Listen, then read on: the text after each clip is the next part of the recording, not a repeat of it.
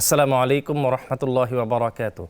ইন্নাল হামদুলিল্লাহ ওয়াসসালাতু ওয়াসসালামু আলা রাসূলিল্লাহি ওয়া বা'দ। কাছে দূরে বিশ্বজুড়ে সবুজ শ্যামল গ্রাম বাংলার প্রত্যন্ত অঞ্চল জুড়ে যে যেখান থেকে যেই অবস্থায় ফোনে অথবা টেলিভিশনের পর্দায় আমাকে দেখছেন, আমি সবাইকে আন্তরিক ধন্যবাদ জানিয়ে শুরু করতে যাচ্ছি আপনাদের প্রিয় চ্যানেলের প্রিয় আয়োজন নেক্সাস টেলিভিশনের প্রতিদিনের সরাসরি প্রশ্নোত্তরমূলক অনুষ্ঠান বেকমেন্স বিস্কিট প্রেজেন্স ইসলামী জীবন বিধান। আজকের এই পর্বে সারাটি সময় জুড়ে আমি মোহাম্মদ সাঈদ আপনাদের সাথে থাকবো ইনশাআল্লাহ। প্রিয় দর্শক, আপনারা জানেন যে প্রত্যেকটি পর্বে আমরা অত্যন্ত গুরুত্বপূর্ণ এবং জীবন ঘনিষ্ঠ কিছু বিষয় নির্ধারণ করে থাকি, যে টপিকের উপর আলোচনা করার মাধ্যমে আমরা আমাদের জীবনকে কোরআন এবং সুন্নাহর পথে পরিচালনা করার জন্য গুরুত্বপূর্ণ কিছু পরামর্শ এই প্রোগ্রামের মাধ্যমে আমরা পেয়ে থাকি। আলহামদুলিল্লাহ, প্রতিটি পর্বে আমরা আপনাদের পছন্দের বিশেষ একজন সম্মানিত অতিথিকে আমাদের সেটে আমন্ত্রণ জানিয়ে থাকি। চলুন দেখে নেওয়া যাক কে এসেছেন আজকে আমাদের এই সেটে বিশেষ অতিথি হয়ে। জি প্রিয় দর্শক, আজকে আমাদের সেটে উপস্থিত হয়েছেন জননন্দিত আলিম দ্বীন, বিদগ্ধ ইসলামিক স্কলার, আপনাদের সবার অত্যন্ত পছন্দের একজন শায়েখ, মসজিদের তাকাবনানির সম্মানিত খতিব মোহতারাম মুস্তাফা জামান হাফিজাহুল্লাহ। আসসালামু আলাইকুম ওয়া রাহমাতুল্লাহি ওয়া বারাকাতুহু। ওয়া আলাইকুম আসসালাম ওয়া রাহমাতুল্লাহি ওয়া বারাকাতুহু। মোহতারাম কেমন আছেন? আলহামদুলিল্লাহ, আশা করি আপনি ভালো আছেন। আলহামদুলিল্লাহ, আমি ভালো আছি। আমি ব্যক্তিগতভাবে অত্যন্ত আনন্দিত যে আমি আজকে আবার আপনার সাথে প্রোগ্রাম করার সুযোগ হচ্ছে অনেক দিন পরে। আলহামদুলিল্লাহ, আশা করি আজকে আমাদের সম্মানিত দর্শকরা বেশ অনেক কিছু জানতে পারবেন আপনার কাছ থেকে ইনশাআল্লাহ। বিইذنিল্লাহি তাআলা, জাযাকাল্লাহ। প্রিয় দর্শক, গুরুত্বপূর্ণ যে টপিকের উপর আজকে আমরা আলোচনা করব ইনশাআল্লাহ, যে মানুষ সেবা, এই দুর্যোগপূর্ণ অবস্থায় মানুষ সেবার ব্যাপারে আসলে রাসূল সাল্লাল্লাহু আলাইহি ওয়াসাল্লাম এবং কোরআন আমাদেরকে কী শিক্ষা দেয়। রাসূল সাল্লাল্লাহু আলাইহি ওয়াসাল্লামের একটি হাদিসে শুরুর অংশের দিকে যদি আমি বলি, আহাব্বুল ইবাদি ইলাল্লাহি আনফাউহু, যে আল্লাহ তাআলার কাছে সবচেয়ে যে পছন্দের মানুষ হচ্ছে, পছন্দনীয় ব্যক্তি হচ্ছে যে মানুষের উপকারে আসে। যে আমরা সবাই জানি বাংলাদেশের চট্টগ্রাম সহ বিভিন্ন অঞ্চলে এখন বন্যা কবলিত অবস্থার মধ্যে আছে, খুব একটা দুর্যোগপূর্ণ অবস্থার মধ্যে আমাদের বাংলাদেশে বিভিন্ন অঞ্চল আছে। আসলে এই সুযোগ আল্লাহর নৈকট্য হাসিল করে, এই সুযোগ আল্লাহর প্রিয় বান্দার জন্য আমরা যদি তাদের পাশে দাঁড়াতে পারি এবং জান্নাতে যাওয়া আমাদের জন্য সহজ হবে অবশ্যই ইনশাআল্লাহ। যখন আমরা আল্লাহর প্রিয় বান্দা হতে পারবো, তাদের পাশে দাঁড়াতে পারবো। আসলে এই ব্যাপারে ইসলাম এবং কোরআন সুন্নাহ আমাদেরকে কী শিক্ষা দেয়, মানুষের পাশে দাঁড়ানো, মানুষকে সেবা করা, মানব সেবার ব্যাপারে, এই বিষয়ে মোহতারাম শাইখের কাছ থেকে আমরা জ্ঞানগর্ভ আলোচনা শুনবো ইনশাআল্লাহ। আপনারা চাইলে আমাদের স্ক্রিনে প্রদর্শিত নাম্বারে ফোন করতে পারেন, মেসেজ অথবা কমেন্ট করতে পারেন নেক্সাস টেলিভিশনের ইসলামিক পেজে। জি মোহতারাম শাইখ, আপনি ইতিমধ্যে অবগত হয়েছেন, আজকে আমরা গুরুত্বপূর্ণ যে টপিকের উপর কথা বলবো ইনশাআল্লাহ, দুর্যোগে মানব সেবার ব্যাপারে। সর্বপ্রথম আমি আপনার কাছে যে প্রশ্নটি রাখতে চাই, আসলে মানব সেবার ব্যাপারে কোরআন এবং হাদিস আমাদেরকে কী শিক্ষা দেয়? খুবই গুরুত্বপূর্ণ একটি বিষয়। আলহামদুলিল্লাহ, আলহামদুলিল্লাহ ওয়াসসালাতু ওয়াসসালামু আলা নবিয়িনা মুহাম্মদ ওয়া আলা আলিহি ওয়া সাহবিহি ওয়া সাল্লাম। সমসাময়িক খুবই গুরুত্বপূর্ণ একটি টপিক নির্ধারণ করা হয়েছে। সম্মানিত কর্তৃপক্ষকে অনেক শুকরিয়া। মানব সেবা বা জনসেবা ইসলামের কাছে অনেক গুরুত্বপূর্ণ একটি ইবাদত। এটা শুধু মানবতা না, এটা আল্লাহর নৈকট্য অর্জনের অন্যতম মাধ্যম। ফরজ ইবাদত, ফরজ দায়িত্ব পালন করার পরে সহজে খালিক মালিক সর্বশক্তিমান আল্লাহ সুবহানাহু ওয়া তাআলার তার নৈকট্য, তার সন্তুষ্টি অর্জনের সার্থক একটা বড় উপায় হচ্ছে খিদমতে খালক, মানব সেবা। সুবহানাল্লাহ। রাসূল সাল্লাল্লাহু তো করেছেন, শুধু বলেন নাই, বাস্তবে দৃষ্টান্ত স্থাপন করে গিয়েছেন বিশ্ববাসীর সামনে। হেল্পফুল ফুজুল, এটা আমরা অনেকে জানি, পাঠ্য বইয়ের মধ্যে এই বিষয়টা অন্তর্ভুক্ত আছে। হেল্পফুল ফুজুল গঠন করেছিলেন মানব কল্যাণের জন্যে। সুবহানাল্লাহ।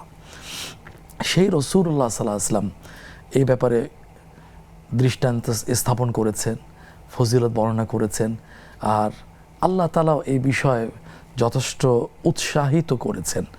যেমন সূরা হুজুরাত ২৬তম পারা ১৫তম পৃষ্ঠা আসছে, কেন তারা পরস্পর সহযোগিতা করবে না, সহমর্মিতা প্রকাশ করবে না, সহযোগিতার হাত বাড়িয়ে দেবে না। আল্লাহ তাআলা বললেন, কেন দিবে না? ইন্নামাল মুমিনুনা ইখওয়া, তোমরা তো পরস্পর ভাই ভাই, মুমিনরা একে অপরের ভ্রাতৃত্বের বন্ধনে আবদ্ধ। আবার ছোট্ট কথায় বিশ্ববাসীর সামনে রাসূল সাল্লাল্লাহু আলাইহি ওয়াসাল্লাম এই কথাটা আরও সুন্দরভাবে উপস্থাপন করেছে। আল্লাহর কথা তো অতুলনীয়। তিনি বলেছেন, আল মুসলিমু আখুল মুসলিম, মুসলিম একে অপরের ভাই ভাই। ভাই ভাই তো লা ইয়াজলিমুহু, সে তার ভাইকে জুলুম করতে পারে না, ছেড়ে যেতে পারে না, পরিত্যাগ করতে পারে না। সুতরাং বিপদগ্রস্ত অসহায় মানুষ, তাদেরকে সহযোগিতা সে করবে। কারণ দেখুন, আমরা সবাই একই আদমের সন্তান, বনু আদম, একই স্রষ্টার সৃষ্টি। বিশ্বাসের পার্থক্যে আমরা আলাদা হয়ে গিয়েছি, কিন্তু আমরা তো একই তো স্রষ্টার সৃষ্টি। সেই ক্ষেত্রে যদি ঘূর্ণিঝড়, জলোচ্ছ্বাস, ভূমিকম্প ইত্যাদি বালা মুসিবতে যদি যে কোনো ধরনের দুর্যোগ বিপদগ্রস্ত হয়ে যায়, আপনি দেখুন না, আপনি যেই কথাটা ভূমিকাতে নিয়ে আসছেন যে বন্যা প্লাবিত হয়ে যাচ্ছে, দেখা যায় মানুষ এই সমস্ত দুর্যোগে স্বজন হারিয়ে, মালামাল হারিয়ে, এমনকি মাথা গুজার সেই ঠিকানাটুকু হারিয়ে একবারই বিপদগ্রস্ত হয়ে পড়ে দুর্যোগের সম্মুখীন হয়ে যায়। সেই ক্ষেত্রে অন্যদের দায়িত্ব হচ্ছে, ইমানি দায়িত্ব হচ্ছে তাদের দিকে সহযোগিতার হাত বাড়িয়ে দেওয়া। এটা দিলে কি হবে মোহতারাম? দেখুন না, রাসূল আসলাম তো বলেছেন আল খালকু আয়ালুল্লাহ, গোটা সৃষ্টি আল্লাহর আমরা ফিরবো পরিবার। ইনশাআল্লাহ। বেশ কয়েকজন দর্শক অপেক্ষমান আপনার কাছে প্রশ্ন করবে ইনশাআল্লাহ। কয়েকজন দর্শক আছে আমাদের সাথে। আসসালামু আলাইকুম। আসসালামু রাহমাতুল্লাহি ওয়া বারাকাতুহু। জি, ধন্যবাদ বিজ্ঞ প্রাজ্ঞ এবং সম্মানিত উপস্থাপক আবু সাইদ ভাই, সম্মানিত মোস্তফা জামান, আমার খুব প্রিয় ব্যক্তিত্ব। অনেক শুকরিয়া আপনাকে। আমি আসলে কণ্ঠের সমস্যা হয়েছে, ঠান্ডা লাগছে, দোয়া পাঠ। প্রথম প্রশ্ন হচ্ছে, এই যে বৃষ্টি তো শুনেছি যে রহমতের পানি আল্লাহ রহমত হিসেবে দেয়, এই যে কেন গজবে পরিণত হয় তা বুঝায় বলবেন। আর 2 নম্বর, আয়াতুল কুরসি সালাম ফিরিয়ে পড়া লাগে, কিন্তু অনেক সময় জরুরি কাজের জন্য সালাম ফিরিয়ে চলে আসতে হয়, চলে আসে পরে সুন্নত করে, কিন্তু ওই সময় তো পড়া হয় না, বা পরে আয়াতুল কুরসি দিয়ে সালাম না ফিরে পরে কোন সময় পড়া যাবে, হাঁটতে হাঁটতে বাড়ি আসলে ইমেল কিন্তু পড়া যায় কিনা, বা জি। পাঠ কিংবা সুন্নত করে আবার পড়া যায় কিনা, এটা একটা জরুরি একটা মানে আমল জি আয়াতুল কুরসি। জি, এই বিষয়ে স্যার বলবেন যদি। আসসালামু আলাইকুম। ওয়ালাইকুম সালাম রহমতুল্লাহ। আরেকজন দর্শক আছে আমাদের সাথে। আসসালামু আলাইকুম। ওয়ালাইকুম আসসালাম। জি, প্রিয় দর্শক, আশা করি ভালো আছেন। আপনার প্রশ্নটি করবেন। আলহামদুলিল্লাহ ভালো আছি, আপনারা ভালো আছেন? আলহামদুলিল্লাহ। আমার 3টে প্রশ্ন। জি, প্রথম রইল যে কবরে মৃত ব্যক্তি নামানোর আগে সুরা পানিতে পরে ফুটিয়ে ছিটিয়ে দিলে নাকি কবর জাত মাফ হয়। জি, আর দ্বিতীয় হইল, আমাদের মনে মনে তসবিহ তাহলিল যদি পড়ি, চোখ বন্ধ করি, তাহলে এটা কি নেকি পাওয়া যাবে? জি, দেখলে ঠিক? জি। আরেকজন দর্শক আছে আমাদের সাথে। আসসালামু আলাইকুম। ওয়ালাইকুম সালাম। জি, প্রিয় দর্শক, আশা করি ভালো আছেন। কোথা থেকে বলছেন এবং আপনার প্রশ্নটি করবেন? আমি চট্টগ্রাম থেকে মরিয়ম বলছিলাম। জি, আসসালামু আলাইকুম। ওয়ালাইকুম সালাম। আমার একটা প্রশ্ন, যে আমার 2টা মেয়ে, স্বামী দীর্ঘদিন অসুস্থ অবস্থায় মারা গেছেন।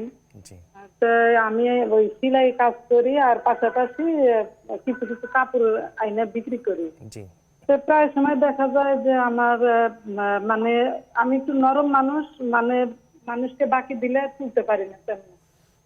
তো কিছুদিন আগে একজন এরকম প্রায় 5,000 টাকার মতো নিয়ে চলে গেছে। জি, তো এখন ওই আমার হাজবেন্ড অসুস্থ ছিলেন, তো উনি খরচ রোজা 1 মাস করতে পারেন নাই। জি, তা আমি কি ওই টাকাটা কি আমি ওই ওনার রোজার কাফারা হিসেবে দিতে পারি? জি, আমরা বুঝতে পেরেছি। আর একটা প্রশ্ন হচ্ছে, ওই অনেকেই তো আমার টাকা পয়সা এরকম নিয়ে চলে যায়, তো আমি এইগুলা অনেকেরই দেওয়ার সমর্থ আছে, জি, কিন্তু এদেরকে কি মাফ করা উচিত হবে? আর মাফ করলে কি হবে জি, একটু বলবেন। অনেক শুকরিয়া প্রিয় বোন। আমরা এই প্রোগ্রামের মাধ্যমে দোয়া করি আল্লাহ তাআলা ভাইজান অর্থাৎ আপনার স্বামীকে ভুল ত্রুটি ক্ষমা করে দেয়, জান্নাতের উচ্চ মাকাম দান করেন। মোহতারাম, আমি বোনের প্রশ্নটাই প্রথমে নিচ্ছি। উনি একটি ছোটোখাটো কাজ করছেন আর কি, কাপড় সেলাই করছেন এবং কাপড় সেল করছেন। একজন কাস্টমার ওনার 5,000 টাকা নিয়ে সেটা এখনো দিচ্ছে না আর কি। তো ওনার হাজবেন্ডের নামাজের কাফারার জন্য এই টাকাটাকে ওনাকে সাদকা করে দেওয়া যাবে না, কি? সেটা আগে এই সমস্ত ক্ষেত্রে ওয়াজিব, তো সেক্ষেত্রে আগে টাকাটা থাকতে হবে, আচ্ছা, তারপর প্রদানের সময় নিয়ত করতে হবে এটা। জি, আর এমনি নফল সাদাকাও হবে।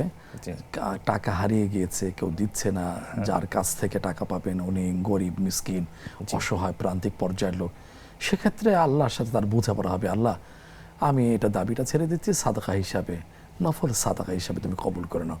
কিন্তু এই সমস্ত ঋণ ক্ষেত্রে, ওয়াজিব ফরজের বিধানের ক্ষেত্রে ইসলামী স্কলারদের বক্তব্য হচ্ছে যে টাকাটা না দেওয়ার পরে না, হাতছাড়া হয়ে যাওয়ার পরে না, আগে থাকতে হবে, প্রদান করার পূর্বে, দেওয়ার পূর্বে নিয়তটা করে ফেললে এটা সহজ। হ্যাঁ, দানের একাধিক প্রকার আছে তো, জি। এই ওয়াজিব এগুলোর ক্ষেত্রে আগে থাকতে হয়।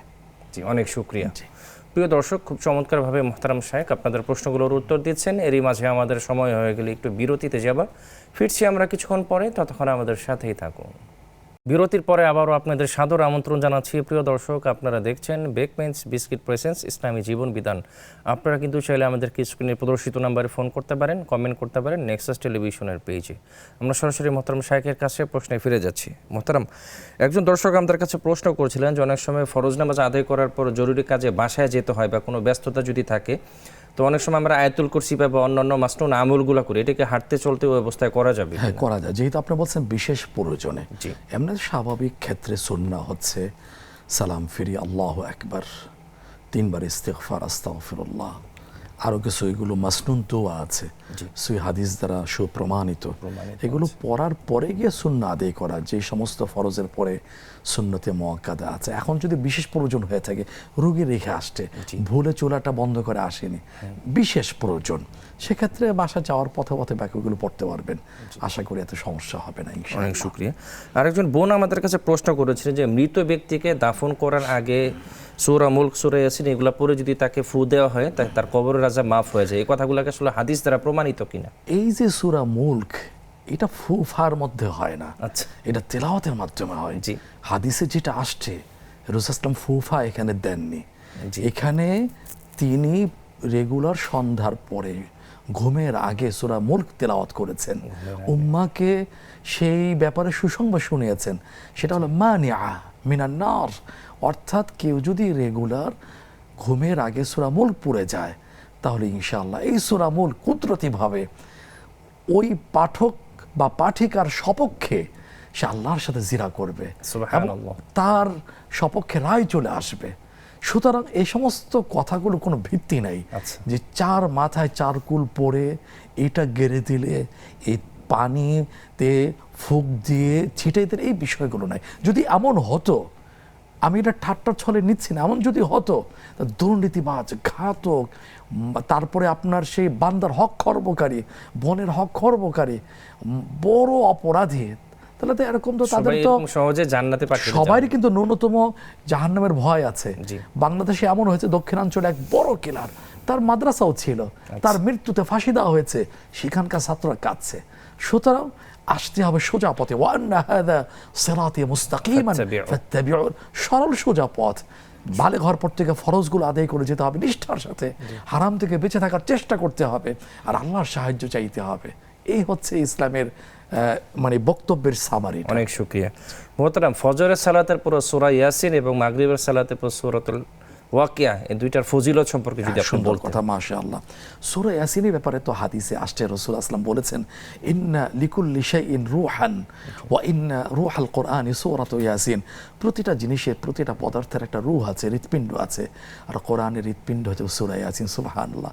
সে যদি তেলাওয়াত করে সকালবেলা, যদি কবিরা গুনাহ না করে থাকে, তাহলে ইনশাআল্লাহ আল্লাহর হেফাজতে থাকবে। এক ব্যক্তি বলেছেন, আমি প্রতিদিন ঘর থেকে, বাসা থেকে বের হওয়ার আগে সূরা ইয়াসিন পড়ি, আল্লাহর উপর আমার ইয়াকিন, এতটা বিশ্বাস যে আল্লাহ আমাকে বিপদে ফেলবেন না। তো উনি গাড়ি ড্রাইভ করে কাজে যান, কর্মসংস্থানে যান, একদিন একটু আঁচড় লেগেছে, আল্লাহর উপর কি তাওয়াক্কুল, কি অগাধ তার বিশ্বাস। একটা আঁচড় লাগার পরে বলছেন, এমন হলো কেন? আমিও গাড়িতে ছিলাম, এমন হলো কেন? উনি বললেন যে, মহতারাম, আজকে দেখেন তাড়াহুড়া করতে গিয়ে সূরা ইয়াসিনটা পড়া হয়নি। সুবহানাল্লাহ। আর এছাড়া তো এমনি তো আসছে, ওলামায়ে কেরাম বলে থাকেন, যেহেতু কোরআনের রূহ, এটা কেউ যদি নিয়মিত পড়ে যায়, তাহলে মৃত্যুর সময় পেন কিলার হিসেবে কাজ করবে। সুবহানাল্লাহ। সূরা ওয়াকিয়া, সূরা ওয়াকিয়াটা আমরা আবার ফিরবো ইনশাআল্লাহ। মোহতারাম, কয়েকজন দর্শক আছে, ফোন করলে এরপরে একজন দর্শক আছে আমাদের সাথে। আসসালামু আলাইকুম। ওয়ালাইকুম সালাম। জি, প্রিয় দর্শক, আশা করি ভালো আছেন, প্রশ্নটি করবেন। জি, আপনি ভালো আছেন তো? জি। হুজুর, এই যে আমাদের আবাবিল নামাজ কোন সকালে না সন্ধ্যায় পড়া লাগবে? কিন্তু আমাদের দুই হুজুর, আপনার দুই আলোচক বলছে যে সকালে পড়া করতে হবে আওয়াবিনের সালাতটা। জি, আরেকজন দর্শক আছে। জি, আরেকজন দর্শক আছে আমাদের সাথে। জি, মোহতারাম, আপনি বলছিলেন যে বাদা সালাতুল মাগরিব, মাগরিবের সালাতের সূরা পরে সূরা ওয়াকিয়ার ওয়াকিয়া। ফজিলতটা সম্পর্কে। এটা ফজিলত আসছে যে সাহাবী তো মৃত্যু শয্যায় শায়িত আলা ফিরাশিল মাউত, মৃত্যু শয্যায় আছেন, বিছানায় ছিলেন তিনি। হ্যাঁ, মৃত্যুর আগে তার অবিবাহিতা বিবাহযোগ্য মেয়েরা ছিলেন। তখন আরেক সাহাবী সে বললেন, তুমি অবস্থায় দুনিয়া থেকে বিদায় নিচ্ছ, মেয়েদের কি হবে, রিজিকের কি অবস্থা হবে? তখন তিনি কিছুটা ক্ষোভ প্রকাশ করে বললেন, কেন, তুমি কি শোনোনি রাসূল আসলাম বলেছেন যে ঘরে নিয়মিত সূরা ওয়াকিয়া তেলাওয়াত করা হয় তা লাম তুসিবহুল ফাকা, তার ওই খাদ্য সংকটে সে পড়বে না। আমি তো সুবহানাল্লাহ। মেয়েদেরকে, সন্তানদেরকে এই ব্যাপারে শিখিয়েছি, আমল অভ্যস্ত করে যাচ্ছে। হ্যাঁ, কেউ কেউ এইটার সনদের ব্যাপারে বক্তব্য দিয়েছেন, কথা বলেছেন, কিন্তু আহনাফদের কাছে ফজিলত সংক্রান্ত, আসলাফদের কাছে। হ্যাঁ আসলাফদের কাছে, আহনাফদের কাছে যে সনদ যদি দয়ীফ হয়, ফজিলত সংক্রান্ত হাদিসগুলো এটা গ্রহণযোগ্য। সুতরাং এরা কেউ যদি পড়তে পারে, আলহামদুলিল্লাহ, ওই বিশ্বাস নিয়ে আল্লাহ পাক তাকে দারিদ্র্যে, অভাবে, সংকটে ফেলে দেবেন না ইনশাআল্লাহ। ইনশাআল্লাহ। অনেক শুকরিয়া, খুব চমৎকার উত্তর দিচ্ছেন মোহতারাম। একজন দর্শক প্রশ্ন করেছিলেন যে ইশরাকের সালাতের সময় কখন এবং আওয়াবিনের সালাতের সময় কখন? ইশরাক তো এটা তো শব্দ দিয়ে বুঝে আসে। ইশরাক এটা বাবুল ইফালের মাজদার, যে শাব্দিক অর্থই হলো যখন সূর্যটা ওঠে, তেজটা থাকে না, প্রচণ্ডতাটা থাকে না, একটু হালকা আলো থাকে, সেটা হলো ইশরাকের সময়। 8টা, 8:30 পর্যন্ত এই নামাজের অক্তটা থাকে, বেশিতে বেশি 9টার পরে। আর আওয়াবিন নিয়ে দুইটা কথা আছে। আমাদের অঞ্চলে অধিকাংশ মানুষের কাছে হলো মাগরিবের পরে, সুন্নতে মুআক্কাদা আদায়ের পরে। জি। আরেক দিক থেকে ইসলামী স্কলারদের বক্তব্য হলো আওয়াবিন এটা হলো শুরুতে, আচ্ছা। এটা দিনের সূচনাতে আদায় করা নামাজ। জি, আপনি পড়েন সম্মানিত ভাই, এটা হলো আইনগত দিক থেকে হলো সুন্নাহ, অর্থাৎ ফরজ ওয়াজিবের অতিরিক্ত সেই হিসাবে নফল বলতে পারি।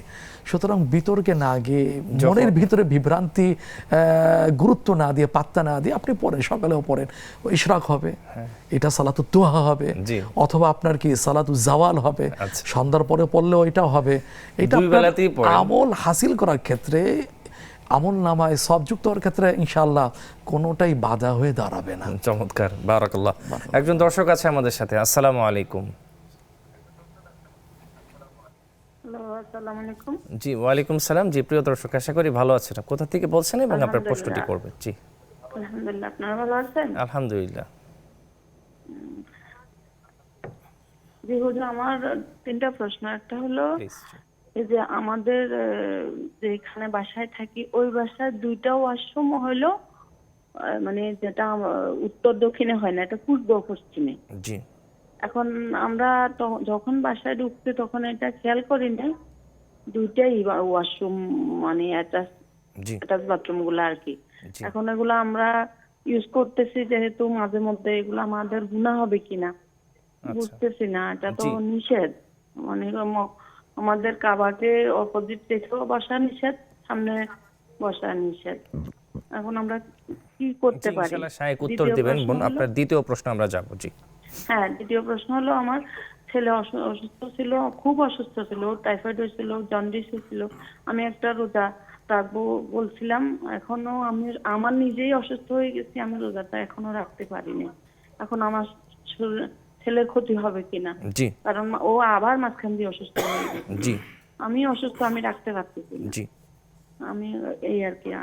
আর 3 নম্বর প্রশ্ন হলো, এই যে আমরা জোহরের নামাজের পর যদি কোথাও বের হই, মনে করেন 3টা, 3:30, জি, এই সময়টা আর কি, শীতকাল আর গরমকাল, জি, তো আমরা যদি কোথাও আসরের 15-20 মিনিট আগে কোথাও বাইরে হই, আসর নামাজটা পরে বের হতে পারবো কিনা জি। অনেক শুকরিয়া। জানাবো।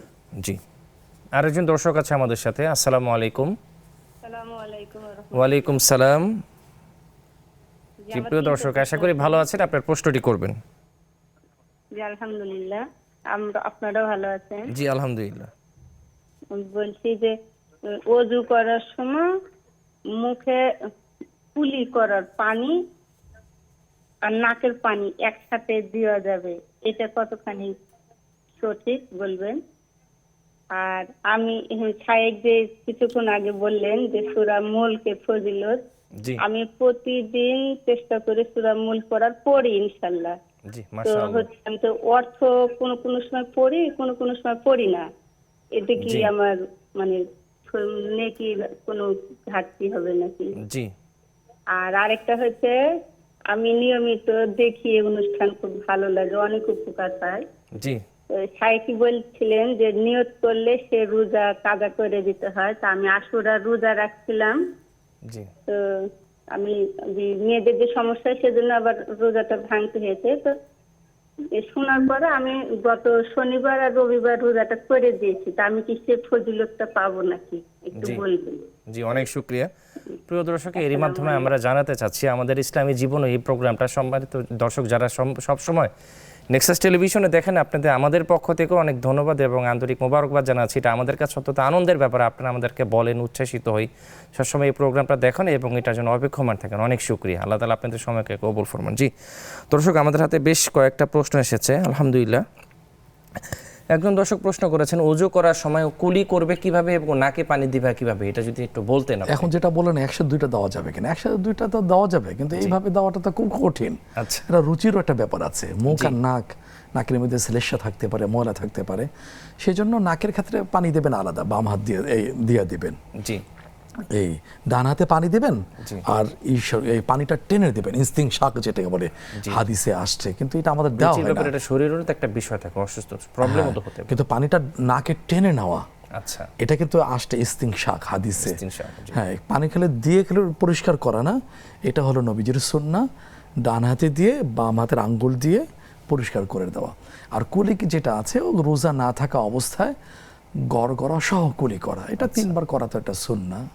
এ হচ্ছে দুটো জায়গায় পানি ব্যবহার করার সুন্নাহ পদ্ধতি। জাযাকাল্লাহ খাইর। প্রিয় দর্শক, খুব চমৎকারভাবে মোহতারাম শাইখ প্রশ্নের উত্তর দিচ্ছেন। এরই মাঝে আমাদের সময় হয়ে গেলে একটি বিরতিতে যাওয়ার, ফিরছি আমরা কিছুক্ষণ পরেই, ততক্ষণ আমাদের সাথেই থাকুন। বিরতির পরে আবারও আপনাদের সাদর আমন্ত্রণ জানাচ্ছি। প্রিয় দর্শক, আপনারা দেখছেন বেকম্যানস বিস্কিট প্রেজেন্স ইসলামী জীবন বিধান। আপনারা চাইলে আমাদেরকে স্ক্রিনে প্রদর্শিত নাম্বারে ফোন করতে পারেন, কমেন্ট করতে পারেন নেক্সাস টেলিভিশনের ইসলামিক পেজে। মোহতারাম শাইখ খুব চমৎকার করে আপনাদের উত্তরগুলো দিচ্ছেন আলহামদুলিল্লাহ। আমরা শাইখের কাছে ফিরে যাচ্ছি। শাইখ, একজন দর্শক খুব সুন্দর প্রশ্ন করেছিলেন, টেকনিক্যাল কোশ্চেন। উনি বলছেন যে বৃষ্টি তো আমরা জানি এটা রহমতের হয়ে থাকে, তাহলে বৃষ্টি তো অনেক সময় আমরা বলি বৃষ্টির কারণে এখনো প্লাবিত হয়ে যাচ্ছে, অনেক কিছু ডুবে যাচ্ছে, এটা তো গজবের হয়, আসলে বিষয়টা কি সাংঘর্ষিক কিনা? সুন্দর কথা। আসলে বৃষ্টি রহমতেরই, আমরা এই দেশে টের পাই না, কিন্তু আরবের লোকেরা যখন বৃষ্টি দেখে পেয়ে থাকে, তারা খুশিতে তারা ঘর থেকে বেরিয়ে বের হয়ে যায়, যায়। দুম্বা জবাই দেওয়া শুরু করে, আনন্দ করতে থাকে। আমরা তো সাধারণত বৃষ্টি পেয়ে থাকি, এই জন্য আমাদের কাছে এটা গুরুত্ব পায় না। এখন কোনটা রহমতের কোনটা গজবের চূড়ান্ত বলার সুযোগ কারো নাই, কোনো ইমাম সাহেবের নাই কোনো পীর সাহেবের। আর যেহেতু কেন এটা নাই? আসমান থেকে আসে, আমরা গজব না বলে না, কেন নাই মহতারাম? প্রথম কথাটা হচ্ছে ওহির দরজা বন্ধ। আচ্ছা। নবীগণ আলাইহিমুসসালাম বলে দিতে পারতেন যে এটা হলো রহমতের বৃষ্টি, এটা হলো গজবের বৃষ্টি। এই জন্য বৃষ্টি হলেই রাসূলুল্লাহ সাল্লাল্লাহু আলাইহি ওয়াসাল্লাম কি বলতেন, আল্লাহুম্মা সাইয়্যিবান নাফিআ, ইয়া আল্লাহ তুমি আমাদেরকে উপকারী বৃষ্টি দাও। আবার যখন অতি বৃষ্টি হতো, যে বৃষ্টিটা ক্ষতিকর, একবারে মারাত্মক অবস্থা তৈরি হয়েছে, সেই ক্ষেত্রে আমরা ধরে নিতে পারি যে এটা রহমতের না। সেই ক্ষেত্রে রাসূলুল্লাহ সাল্লাল্লাহু আলাইহি ওয়াসাল্লাম কি পড়তেন, আল্লাহুম্মা হাওয়ালাইনা ওয়ালা আলাইনা, এটা বলতেন। একটু ছোট্ট প্রাসঙ্গে বলেই ফেলি যে বৃষ্টি হচ্ছে না, প্রচন্ড খরা। জুমার দিন খুতবা দিচ্ছেন, খুতবার সময় সাহাবী রাদিয়াল্লাহু আনহু একজন জিজ্ঞেস করলেন, ইয়া রাসূলুল্লাহ আপনি একটু দোয়া করুন যেন বৃষ্টি, সব তো একবার খরা শুকিয়ে যাচ্ছে। রাসূলুল্লাহ সাল্লাল্লাহু আলাইহি ওয়াসাল্লাম দোয়া করলেন, আল্লাহুম্মা সাইয়্যিবান নাফিআ, উপকারে বৃষ্টি দাও। বৃষ্টি শুরু হলো, সাহাবায়ে কেরাম রাদিয়াল্লাহু আনহু নামাজ শেষ করে বাসায় যেতে পারেননি, ওই পানির মধ্য দিয়ে বাসায় যার যার গন্তব্যে পৌঁছে গিয়েছেন। শনিবার, রবিবার, সোমবার, এইভাবে আবার পরের সপ্তাহ জুমাবার চলে আসছে, রাসূল খুতবা দিচ্ছেন। ওই সময় বলছে, ইয়া রাসূলুল্লাহ আপনি একটু মেহেরবানি করে দোয়া করে আল্লাহ যেন বৃষ্টি বন্ধ করে দেন। তখন তিনি বলেছেন, আল্লাহুম্মা হাওয়ালাইনা ওয়ালা আলাইনা, আল্লাহ আমাদের উপরে না, আমাদের চারপাশ মানে কি অন্য জায়গায় না, বসতিহীন এলাকায়, বনাঞ্চলে তুমি দিয়ে দাও এটা। সুতরাং অতি বৃষ্টি যেটা ক্ষতিকর, সেক্ষেত্রে এই দোয়াটা নবীজির থেকে সুন্নাহ বলে প্রমাণিত, কিন্তু গালিগালাজ করা যাবে না, নিঃসন্দেহে এটা হলো সম্পূর্ণভাবে নিষিদ্ধ এবং বর্জনীয়। প্রাসঙ্গিক আরেকটা কথা বলে নি, যেই সময়গুলোতে দোয়া কবুলের অফার আসছে, সম্ভাবনার কথা আসছে, তার মধ্যে একটা হলো তাহতাল মাতার, বৃষ্টির সময় দোয়া করলে দোয়া কবুল হয়ে যায়। আমরা তো গান বাজাই, মিউজিক শুনি, খিচুড়ি, বিভিন্ন খাবারের আয়োজন করে থাকি, কিন্তু হাদিসে আসছে যে বৃষ্টির সময় দোয়া কবুল হয়ে থাকে। সুবহানাল্লাহ, বৃষ্টির কিছু সুন্নত আছে, এই বৃষ্টির সময় একটু পানি লাগানো, একটু চেহারা মুখে, এটা নবীজির সুন্নাহ। ভিজতে হবে, ঠান্ডা লাগাতে হবে, ওষুধ খাওয়ানোর অবস্থা পৌঁছতে হবে। হবে, বিষয়টা এমন না। এগুলো কিছু সুন্নাত, এগুলো সুন্নাত আজকের অবহেলিত, উপেক্ষিত। জি, অনেক শুক্রিয়া মোহতারাম। একজন দর্শক আমাদের কাছে প্রশ্ন করেছিলেন যে উনি যে নতুন বাসা ভাড়া নিয়েছে, ওনার ওয়াশরুমে পূর্ব পশ্চিম করে আর কি ওয়াশরুমটা ভাবে করা। এখন উনি এটা ভাবতেছেন যে এটাকে আসলে আমাদের সবসময় গুনাহ হবে কিনা, এটা তো বিকল্প ব্যবস্থাও নেই, এই ব্যাপারে যদি আপনি সমাধান দিন। অবশ্যই গুনাহ হবে, কারণ হাদিসে স্পষ্ট আছে, ইদা আতাইতুমুল গায়ত ফালা তাস্তাকবিলুল কিবলাতা ওয়ালা তাস্তাদবিরুহা। ওয়াশরুমে যাওয়ার ক্ষেত্রে ইসলাম বসাটা বলে দিয়েছেন, মুখ করে বসা যাবে না। সম্মানিত বোন এই কথাটাই আমাদের সাথে শেয়ার করেছেন, আক্ষেপের সাথে কথাটা বলেছেন, পিঠ দেওয়া যাবে না। আর আপনি বাড়িওয়ালা না, বাড়িওয়ালি না, আপনি ভাড়া নিয়েছেন, আপনি বাড়িওয়ালাকে অনুরোধ করেন আপনার ইসলামী চেতনা উদ্বুদ্ধ হয়ে যে আমাকে এটা চেঞ্জ করে দিন, ওয়াশ, এটা তো কোনো ব্যাপার না, পাইপটা যেটা থাকে সবই তো ঠিক থাকবে, এটা ঘুরিয়ে দাও যদি স্পেস থেকে থাকে। আর যদি না হয়ে থাকে আপনি কেন গুনাহ কামাই করবেন টাকা দিয়ে? সুতরাং আপনি বাসাটা ছেড়ে দিয়ে অন্য জায়গায় নিয়ে নেন, উত্তম প্রতিদিন আল্লাহ তাআলা দিবেন ইনশাআল্লাহ ওনাকে। আরেকজন দর্শক প্রশ্ন করেছিলেন, ওনার ছেলে যখন অসুস্থ ছিল উনি নিয়ত করেছিলেন এটি রোজা করবেন, তো উনি এখন আপাতত যখন ওনার ছেলে সুস্থ হয়েছে তাৎক্ষণিক আবার উনি নিজেই অসুস্থ হয়ে গেছে, এখন ওইটা রোজাটা উনি করতে পারছেন, এটা কি ওনার ছেলের উপরে কোনো ইম্প্যাক্ট পড়বে না? কিনা? না, করবেন ইনশাআল্লাহ। এখন এমন না উনি বার্ধক্যে পৌঁছে গিয়েছেন, অসুস্থ হয়ে পড়েছেন, আগে সুস্থ ছিলেন, দোয়া করা, চিকিৎসা গ্রহণ করা, নবীজির সুন্নাহ, দাদাউ ফাইন্না লিকুল্লি দাইন দাওয়ার। আলহামদুলিল্লাহ, আমরা দোয়া করি আল্লাহ পাক আপনাকে দ্রুত পরিপূর্ণ শিফা, সুস্থতা নসিব করুন, এরপর আপনি রেখে ফেলবেন ইনশাআল্লাহ। আল্লাহুম্মা আমিন। মোহতারাম, আরেকজন দর্শক প্রশ্ন করেছিলেন যে দুপুরে যদি একটু দেরি করে বের হয় আসরের সালাতের আর একটু আগ মুহূর্তে, তো সেই সময়কে আসলে আসরের সালাতটা আদায় করে উনি বের হতে পারবেন? প্রথম কথা কি মোহতারাম, সূরা নিসা ৫ম পারা ১৪তম পৃষ্ঠায় খুব জোরালো ভাষায় দ্ব্যর্থহীন ঘোষণা আসছে, সেটা হলো ইন্না সালাতা কানাত আলাল মুমিনিনা কিতাবাম মাওকুতা। নামাজের একাধিক ফরজের মধ্যে অন্যতম গুরুত্বপূর্ণ ফরজ হলো ওয়াক্তমতো নামাজ পড়া।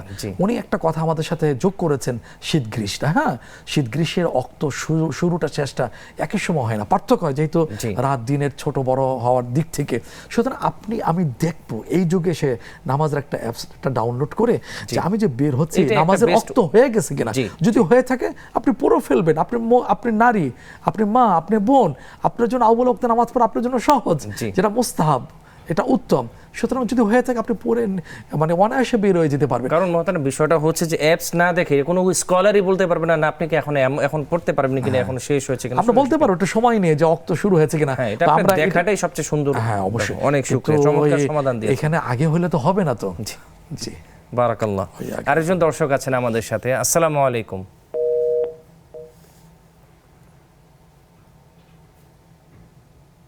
জি, লাইনটি বিচ্ছিন্ন হয়ে গেছে। যে মোহতারাম, একজন দর্শক আমাদের কাছে প্রশ্ন করেছিলেন যে আমরা তো জানি পবিত্র কোরআনুল হাকিমে একটি আয়াত আছে ওয়াহিল্লা লাকুম সাইদুল বাহর, যে সামুদ্রিক মাছগুলো হালাল, তাহলে সেই ক্ষেত্রে কি যে অক্টোপাস বা এই ধরনের শামুক, ঝিনুক এগুলোকে আসলে হালাল কিনা? এই যে কোরআন শরীফে যে বক্তব্যটা আসছে ৭ম পারা ৩য় পৃষ্ঠার শুরুতে, ওয়াহিল্লা লাকুম সাইদুল বাহরি ওয়া তাআমুকুম ওয়ালিস-সাইয়ারা, এখানে মতবিরোধ তৈরি হয়েছে। একদল ইসলামী স্কলারগণ তারা বলেছেন সামুদ্রিক যেটাই হোক না কেন এটা ওয়াহিল্লা, হালাল করে দেওয়া হয়েছে। কিন্তু আরেক দল আহনাফদের কাছে তাদের বক্তব্য হলো না, মাছ সাইদ সামাক যেটা মাছের আওতায় আসবে সেটাই, অক্টোপাসটা কিন্তু মাছের শ্রেণীর মধ্যে পড়ে না, গুণাবলী থাকার একটা বিষয়, এটার মধ্যে আসবে না। সুতরাং এটা খাওয়াটা তাদের কাছে ওই মাছের সংজ্ঞা না পড়ার কারণে বৈধ নয়। সেই জায়গা থেকে শামুক বা ঝিনুক সেটা খাওয়া কি জায়েজ আছে কিনা? হ্যাঁ, শামুক ঝিনুক খাওয়াটা এটা বৈধতার কথা বলা হয়েছে। চিংড়ি মাছটা যেটা আছে ওইটাও একটা বলা হয়েছিল প্রথমে যে এটা তো পোকাটা তো বৈধ হবে না, কিন্তু পরে গবেষণা করে দেখা গেল যে এটা ঝুলে রাখা হয়েছে একটা মাদ্রাসা, পুরো মাদ্রাসা, এটা অনেক আগের কথা, যে এটা ঢুকতে গিয়ে মাথার উপরে ঝুলন্ত বড় একটা চিংড়ি মাছ। কি ব্যাপার, এই মাছটা এখানে ঝুলানো কেন? আবার ঝুলানো, সবার মুখ থেকে বেরিয়ে আসছে মাছ। পরে রায় দেওয়া হয়েছে সবাই যখন এটাকে মাছ হিসেবে গ্রহণ করছে, হ্যাঁ আল হুকমুল আকসার, তখন অধিকাংশ সবাই বলেছেন মাছ, তাহলে মাছের হুকুমে এটা নেওয়া যায়, সুতরাং চিংড়ি মাছটা। ঠিক তেমনি ভাবে আরেক দল এই অঞ্চলের শক্তিশালী মতামত হলো যেটা মাছের আওতায় আসবে সেটা বৈধ, অনেক শুকরিয়া, না হলে বৈধ না। বেশ কয়েকজন দর্শক আমাদের কাছে লাইনে আছে, আসসালামু আলাইকুম। জি প্রিয় দর্শক, আশা করি ভালো আছেন, আপনার প্রশ্নটি করবেন। আমার প্রশ্ন হলো এই সফর সম্পর্কে। জি, সফর অপর তো রাসূল সাল্লাল্লাহু আলাইহি ওয়াসাল্লাম বলছে কিতাবুম মিনান নার। হ্যাঁ, জি তা কোরআনে দেখতেছি আল্লাহ পাক বলছেন যে যদি নামাজকে তোমার কম করে দাও, নামাজ ওয়াক্তকে কম করে, রাকাতকে কম করে দাও, যদি তোমাদের কাফেরদের বিব্রত করার ভয় থাকে। জি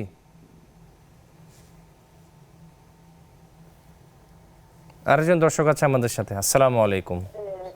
কি করবো, এখন কি আমার এটা গুনাহ হচ্ছে কিনা এটার জন্য আমি খুব চিন্তায় আছি। হ্যালো, আসসালামু আলাইকুম। হ্যালো, আসসালামু আলাইকুম। ওয়ালাইকুম আসসালাম। জি হুজুর, জি আমি আমি কি কথা বলছি আপনার সাথে? হতে পারে প্রিয় দর্শক, আপনি বলবেন, আপনার প্রশ্নটি করবেন প্লিজ। জি হ্যাঁ, আমি বলছিলাম ওই যে আমার বিড়ালের কথাটা, যে বিড়ালটা আসতো, বিড়ালটা পটি করে দিচ্ছে দেখে আমি বিড়ালটাকে বের করে দিচ্ছি। জি। এখন বিড়ালটাকে মানে দরজা দরজা সব বন্ধ করে রেখেছি যেন না আসে। জি। এটা কি আমার গুনাহ হচ্ছে? বিড়ালটা আচ্ছা। কি এভাবে আসতে দিব? এখন দরজা দরজা খুলে আবার আসবে, এটা নিয়ে আমার মনে যে একটা সংশয় যে বিড়ালটাকে যে আমি বের করে দিলাম, এটা কোনো গুনাহ হচ্ছে কিনা।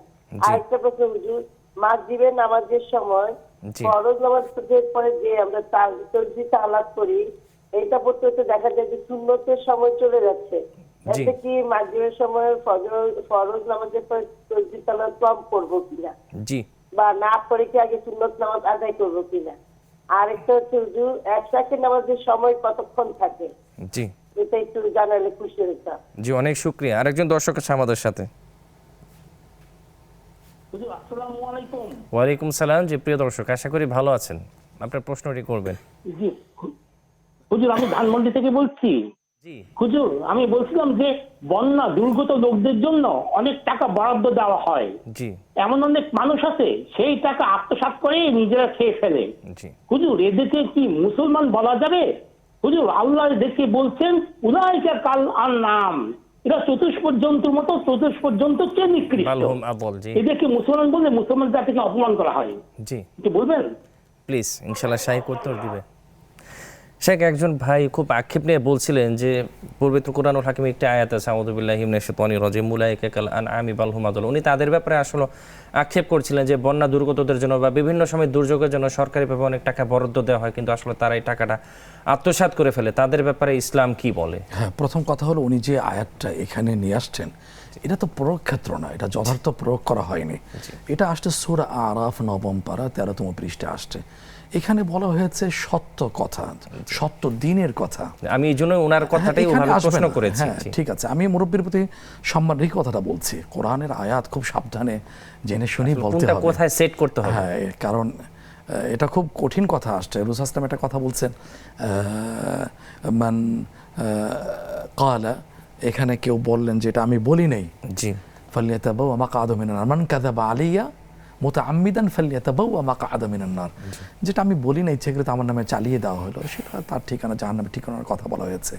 এখানে যেটা আসছে সেটা হলো দিন আসছে, ইসলাম আসছে, এটা তো হক, এটা সত্য, এটা সঠিক। এটা দেখা যায় এটা লাহুম কুলুবুন লা ইয়াফকাহুনা বিহা, এই সত্য দিনটা উপলব্ধি করার মতো হৃদয় দেওয়া হয়েছে। এটা হৃদয়টা দিয়ে সত্যটা উপলব্ধি করছে না।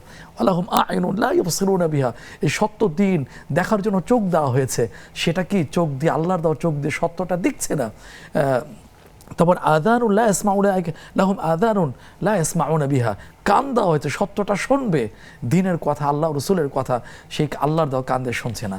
যাদের মধ্যে এই হীন চরিত্রটা আছে, আল্লাহ তারপর বলছেন উলাইকা কাল আনআম, তারা চতুষ্প জন্তু। তার বলছে না, এখানেই শেষ নয়, বাল হুম আদল, এর চেয়েও বেশি নিকৃষ্ট।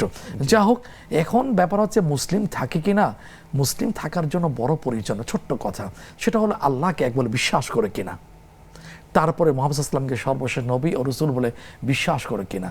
কালিমার তো দুইটা পার্ট আছে, প্রথম হলো তাওহীদ, পরে হলো রিসালাত। তারপর হাদিসে আসছে যে মান ইস্তাকবালা কিবলাতানা, তারপর ওয়াসাল্লা সালাতানা ওয়া আকালা যাবিহাতানা ফাযালিকাল মুসলিম, এটা লম্বা হাদিসে আসছে যে আমাদের কিবলাকে কিবলা মনে করে, ওইটাকে তার কিবলা। তারপর আমাদের মতো নামাজ পড়ে, আমাদের জবাই করে পশু গোশত খেয়ে থেকে, সে মুসলিম। এরপরে যেটা করছে সেটা হলো তার অন্যায় হচ্ছে, গুনাহ হচ্ছে, পাপাচার হচ্ছে, এটাও হচ্ছে, এটা তাকে দিতে হবে। কারণ মানুষের হকুল ইবাদ সে খর্ব করছে, কুক্ষিগত করছে, ওইটার ব্যাপারে হাদিসের লম্বা আসছে, সে কিয়ামতের দিন মুফলিস হবে, মুফলিস, দেউলিয়া, অর্থাৎ সে অনেক আমল করবে, কিন্তু বান্দার হক নষ্ট করার কারণে কষ্টার্জিত নেক আমলগুলো কি করবে আল্লাহর আদেশে একটা পরিমাণ যাদের হক নষ্ট করে তাদেরকে দিয়ে দেওয়া হবে। কিন্তু এটার কারণে মুসলিমদের খারিজ হবে না যদি তার তাওহীদ রিসালাতের উপরে মৌলিক বিষয়ের উপরে যদি ঈমানটা বিশ্বাস, এটার কারণে তার কিয়ামতের মধ্যে বড় একটা ধরে খেয়েছে। জি, অনেক শুকরিয়া। প্রিয় দর্শক, খুব চমৎকারভাবে মুহতারাম শাইখ আপনাদের প্রশ্নগুলোর উত্তর দিয়েছেন। এরই মাঝে আমাদের সময় হয়ে গেলে একটি বিরতিতে যাবার, ফিরছি আমরা কিছুক্ষণ পরে, ততক্ষণ আমাদের সাথেই থাকুন। বিরতির পরে আবারও আপনাদের সাদর আমন্ত্রণ জানাচ্ছি। প্রিয় দর্শক, আপনারা দেখছেন বেকমেন্স বিস্কিট প্রেজেন্স ইসলামী জীবন বিধান। জি মোহতারাম, আমাদের কাছে বেশ কিছু প্রশ্ন আছে। একজন দর্শক প্রশ্ন করেছিলেন যে ইশরাকের সালাতের সময় শুরু হয় কখন এবং শেষ হয় কখন? হ্যাঁ, ইশরাকের নামাজ শুরু হয় সূর্য ওঠার পরে। জি, হারাম এবং মাকরুহ ওয়াক্ত হওয়ার পর থেকে ইশরাকের নামাজ শুরু হয়ে যায়, আর শেষ হয়ে থাকে, এটা তো কাটা বলা যায় না, 8:30 ওই 9টার মধ্যে এইটা শেষ হয়ে যায়। এটা বোঝা যায় ইশরাক তো যখন সূর্যটার তেজটা কম থাকে, যখন এটার তেজটা বেড়ে যায় তখন ইশরাক সময়টা শেষ হয়ে যায়। এই জন্য ওলামায়ে কেরাম বলে থাকেন 8:30 9টার মধ্যে ইশরাকের ওয়াক্ত শেষ হয়ে সালাতুদ দুহা, যেটা আমরা চাষতের নামাজ বলে থাকি, শুনে থাকি, এটা সেটা শুরু হয়ে যায়। অনেক শুকরিয়া। দর্শক, একজন দর্শক প্রশ্ন করেছিলেন যে সফরের ব্যাপারে নামাজের হুকুমটা কি? তখন কি উনি ইচ্ছা করলে নামাজকে কম করতে পারবে, নাকি উনি যদি মনে হচ্ছে নামাজটা পুরোটা আদায় করতে সেটা সুযোগ আছে কি? পুরোপুরি প্রশ্নটা শুনতে পাই না, লাইনটা কেটে গিয়েছিল। ইশরাকের কসরের ব্যাপারে তো আল্লাহ হুকুম দিয়েছেন সূরা নিসা 5ম পারা 13তম পৃষ্ঠা শেষে, ওয়াইদা দারাবতুম ফিল আরদ ফালা জুনাহা আলাইকুম তাকসুরু মিনাস সালাহ। আমি মোটামুটি যতটুকু বুঝেছি সেই আঙ্কিকে প্রশ্নটা করেছি। এটা কিন্তু আল্লাহর পক্ষ থেকে বিধান, এটাকে মানে ঠিক করার কোনো সুযোগ নাই। এটা ফরজ, এটা শর্ত সাপেক্ষে, অর্থাৎ দূরত্ব, অবস্থানের দিনকাল হিসাবে। তারপরে উনি যেটা বলছেন আসসাফার কিতআতুম মিনান নার, যে সফরুল জাহান্নাম টুকরা, সবই ঠিক আছে। এখন না আরাম আয়েশের সফর হয়ে থাকে, গাড়ি বারান্দায় গাড়ি চলে আসে, ওই গাড়িতে আবার এয়ারপোর্টে গিয়ে বিমানের সামনে নেমে যায়। কিন্তু ইসলাম তো কালজয়ী, লা মুবাদদিলা লিকালিমাতিল্লাহ, বিধানটা অপরিবর্তিত থাকবে। সেক্ষেত্রে যখনই আমরা সময় দিন হিসাবে মুসাফির হয়ে যাব, তখন 4 রাকাতের বিশিষ্ট নামাজ জোহর, আসর, এশা এগুলো একাকি পড়লে অথবা ইমাম হয়ে পড়ালে ওই 2 রাকাতই পড়তে হবে, এটাই হলো ফরজ। জি, অনেক শুকরিয়া।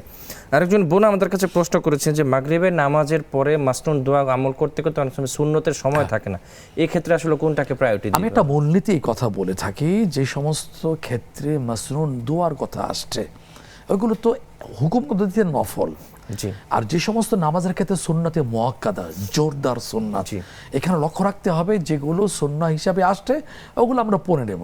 জিকির, আসকার, তেলাওয়াতের মধ্য দিয়ে আমরা দেরি করব না, কারণ ওই নফল করতে গিয়ে সুন্নতে মুআক্কাদা বিলম্ব করাটা এটা সমীচীন হবে না।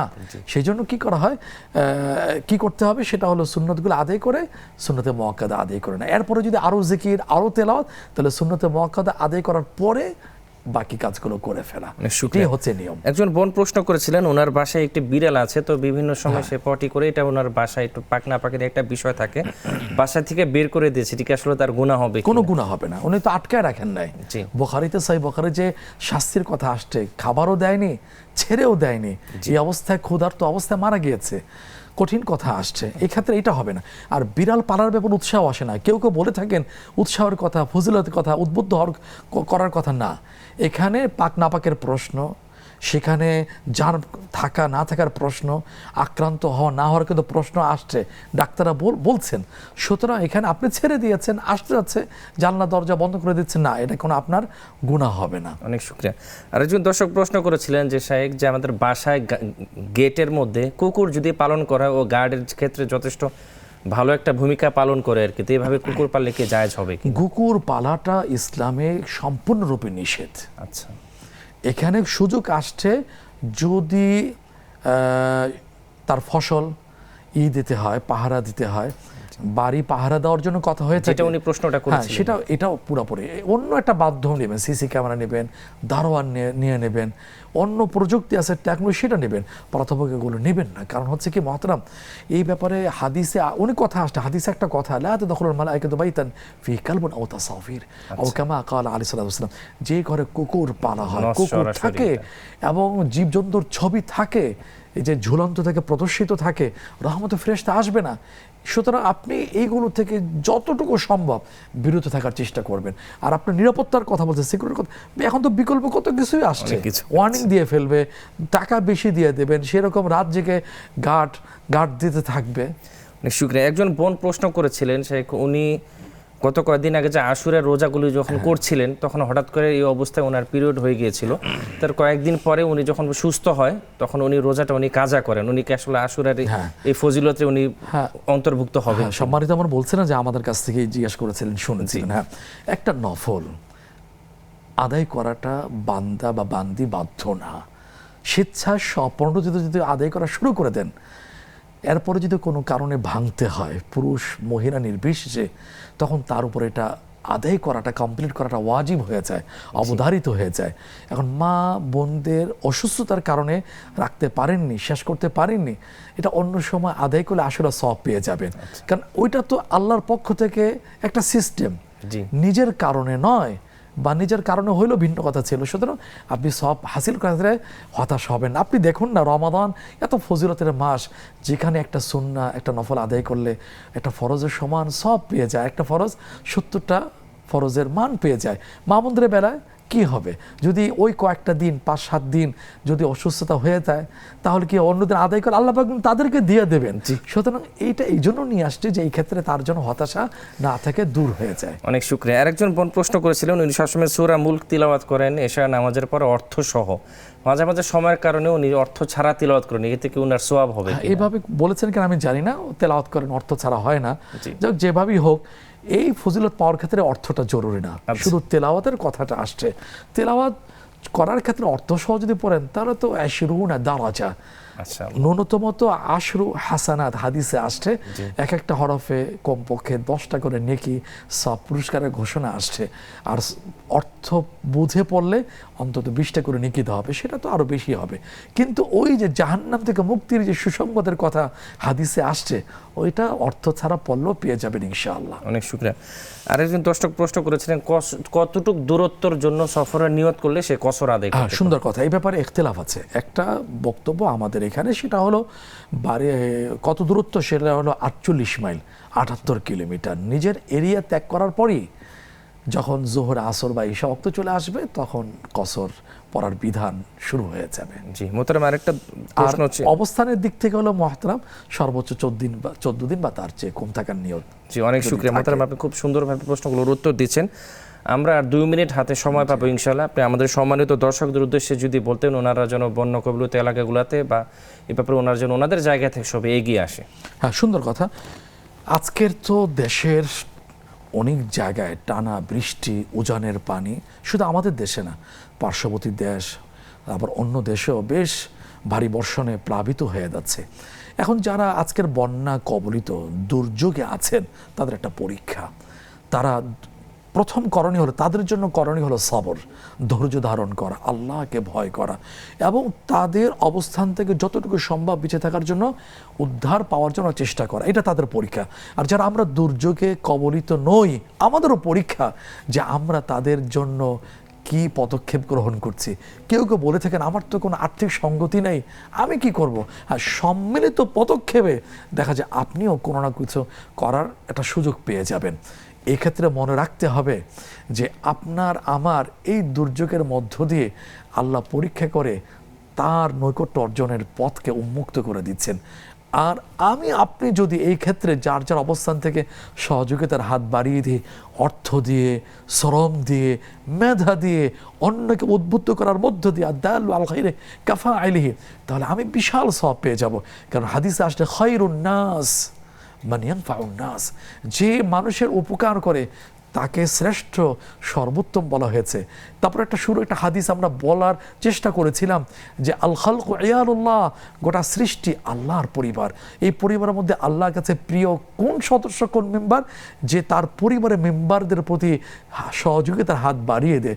সুতরাং সুন্নত, নফল ইবাদতের চেয়েও মানুষ সেবা, জনসেবা, এটা আরও বেশি সওয়াবের কাজ। কারণ একটা প্রশ্ন কিয়ামতের দিন করা হবে কিছু কিছু মানুষদেরকে, ইস্তাতআমতুকা, ও বান্দা আমি তোমার কাছে খাবার চেয়েছিলাম, ফামা আতআমতুমুনি অথবা ফামা আতআমতানি, তুমি আমাকে খাবার দাওনি। ইস্তাসকাইতুকা, আমি তোমার কাছে পানি চেয়েছিলাম, ফামা সাকাইতানি, তুমি আমাকে পানি পান করাওনি। ওই বান্দা অবাক বিস্মিত হয়ে বলবে, আল্লাহ তুমি পানাহার থেকে মুক্ত, তুমি কখন খাবার চেলে, পানি চেলে? তখন আল্লাহ বলবেন, ওই যে আমার বান্দি তোমার কাছে পানি চেয়েছিল, খাবার চেয়েছিল, খাদ্যের জন্য আহ্বান আসছিল, মানবতার ডাক আসছিল, তোমার সামর্থ্য ছিল, সুযোগ ছিল, তুমি এই ব্যাপারে সাড়া দাওনি। তখন কিন্তু কোনো জবাব দেওয়ার কিছুই থাকবে না, লাজবাব হয়ে যেতে পারবে। আর হাদিস আসলে মান্নু কিসাল হিসাব ইয়াহালিক, যাকে প্রশ্ন করা হবে তার ধ্বংস অনিবার্য হয়ে যাবে। সুতরাং আপনি স্ব অবস্থান থেকে চেষ্টা করি সহযোগিতার হাত বাড়িয়ে দেওয়ার, ইনশাআল্লাহ আল্লাহ খুশি হবেন, আমার আপনার নাজাতের পথ সুগম হবে। অনেক দর্শক আমাদের কাছে আসলে ফেসবুক অনুরোধ জানাচ্ছেন যে আসলে যে পরিমাণ সাহায্য বা যে পরিমাণ তাদের কাছে যাওয়া দরকার তার থেকে অনেক পরিমাণে কম যাচ্ছে। এজন্য আপনার কাছে বিশেষভাবে অনুরোধ জানানো হয়েছে, আপনাদের সম্মানিত দর্শকদের উদ্দেশ্যে যারা আমাদেরকে সারা বাংলাদেশে দেখছেন, আমরা যেন এই ব্যাপারে আরেকটু আগ্রহী হই, আরও বেশি তাদের ক্ষেত্রে সাহায্যের হাত বাড়িয়ে দিই। আপনি যদি একটু বলতেন। মোহতারাম, একটা কথা বলি, সেটা হলো মানবতার ডাকে সাড়া দেওয়া এত পাওয়ারফুল ইবাদত। হাদিস আসলে আস-সাদাকাতু তারুদ্দুল বালা, এই সমস্ত উপকার, সহযোগিতা, এগুলো বিপদ আপদ দূর করে দেয়। এমন হতে পারে যে আমি আজকের করে যাচ্ছি, আমি চলে যাব, কিন্তু আমার সন্তান, নেক্সট জেনারেশন, তারা এটার মানে কোনো বিপদে পড়ে গেলে, আল্লাহ পরীক্ষা নিলে কোনোভাবে কোনো দিক থেকে আল্লাহ পাক তাদেরকে উপকার করবেন। আর যদি আমার হাত প্রসারিত করার সুযোগ থাকা সত্ত্বেও অর্থ দিয়ে, ঔষধ দিয়ে, শ্রম দিয়ে, যেভাবেই হোক সহযোগিতার সুযোগ ছিল, আমি যদি না করি, এমন হতে পারে আমার জীবদ্দশায় অথবা আমার সন্তান, আমার বংশধরা বিপদে পড়লে হয়তো আল্লাহ পাক সহযোগিতা করার জন্য মানুষকে উদ্বুদ্ধ করবেন না, অথবা সহযোগিতার পথ সৃষ্টি করে দেবেন। সুতরাং আমি প্রথমে নিজেকে আহ্বান করছি, আপনি আমরা সবাই মিলে আসুন না, স্ব অবস্থান থেকে আমার আশেপাশে দূর দূরান্ত থেকে যেখানেই মানবতার ডাক আসুক না কেন, আমরা শরীক হই। আল্লাহ তাআলা আমাকে, আপনাকে, আমাদের সবাইকে মানবতার ডাকে, এই বিশাল পাওয়ারফুল ইবাদতে শরীক হওয়ার সুযোগ আল্লাহ পাক দান করুন। জাযাকাল্লাহ খাইর। শাইখ, আল্লাহ তাআলা আপনাকে উত্তম প্রতিদান দিয়ে ধন্য করেন। আপনাকেও, আমাদেরকেও আমিন। প্রিয় দর্শক, এতক্ষণ যারা আমাদের সাথে চমৎকার এই আয়োজনটিতে যুক্ত ছিলেন, আল্লাহ তাআলা আপনাদের সময়টিকে কবুল ফরমান। পরবর্তী আয়োজনটি দেখার আমন্ত্রণ জানিয়ে আমি আজকের মতো মোহাম্মদ সাঈদ এখান থেকে বিদায় নিচ্ছি। ইনশাআল্লাহ আপনাদের দেখা হবে অন্য কোনো অনুষ্ঠানে। ততক্ষণ আল্লাহ আপনাদেরকে ভালো রাখেন, সুস্থ রাখেন, নিরাপদে রাখেন। বিদায় বেলায় গুরুত্বপূর্ণ দুইটি মেসেজ দিয়ে যাই। আমরা যেন অবশ্যই সবসময় ইসরায়েলি পণ্যগুলোকে বর্জন করেছিল এবং আমাদের সাধ্যমতো বন্য কবলিত দুর্যোগপূর্ণ যে এলাকাগুলো আছে তাদের ক্ষেত্রে আমরা সাহায্যের হাত বাড়িয়ে দিই, তাদের পাশে আমরা দাঁড়াই। ওয়াফাকাকুমুল্লাহু হুসনাত তৌফিক। ওয়াসসালামু আলাইকুম ওয়া রাহমাতুল্লাহি ওয়া বারাকাতুহু।